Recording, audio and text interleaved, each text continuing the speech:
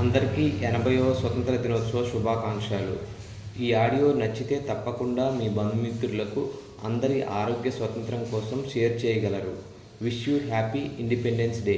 Independence means no dependency on others, no talking about others. అంటే ఆధారపడకుండా జీవించగలగడమే అసలైన స్వతంత్రం అంటే. మరి స్వరాజ్యం స్వతంత్రం ఆత్మ సామ్రాజ్యంతో ఆత్మస్వీయ పాలనతోనే సాధ్యం. అనగా నిత్యం జీవితాన్ని ఆరోగ్యంగా ఆనందంగా ఎలా గడపాలో తెలుసుకొని జీవించడమే.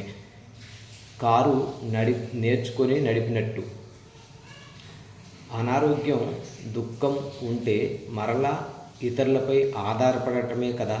నేర్చుకోకుండా జీవిస్తే కూడా ఇతరులపై ఆధారపడటమే కదా.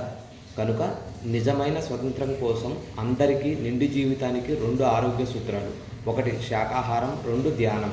ధ్యానం అంటే శ్వాస మీద ధ్యాస, శ్వాసదాత ప్రకృతి, శ్వాసే గురువు. ధ్యానం వల్లనే ఆత్మజ్ఞానం, ఆత్మజ్ఞానం వల్లనే ముక్తి. ముక్తి = ఆరోగ్యం ప్లస్ ఆనందం ప్లస్ సంక్షేమం. అందుకే అందరికీ ఆరోగ్యమే మహాభాగ్యం అన్నారు పెద్దలు. శాకాహారం తినడం, జంతువులపై ఆధారపడకుండా జీవించడం. మానవుడు ధ్యానం చేయడం ద్వారా ఆత్మజ్ఞానంతో ఆత్మస్వీయ పాలనలో ఎవరి కాళ్ళపై వాళ్ళు ఇతరులపై ఆధారపడకుండా జీవిస్తాము. ఇతరులకు సరైన సేవ చేస్తూ వారితో స్నేహంగా ఉంటాము. ఎవరైనా, ఏ దేశమైనా, ఏ ప్రాంతమైనా, ఏ వర్ణమైనా ఆత్మస్వీయ పాలనతోనే స్వతంత్రం, స్వరాజ్యం. ప్రతి మానవుడు ఆధారపడకుండా జీవించడం ఎలాగో ప్రకృతిని చూసి నేర్చుకోవచ్చు. ఎందుకంటే శ్వాసదాత ప్రకృతి కనుక.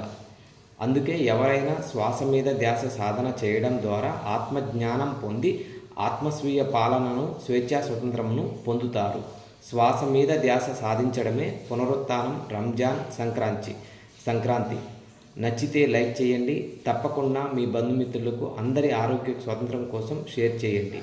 Thank you friends. Thanks a lot to all.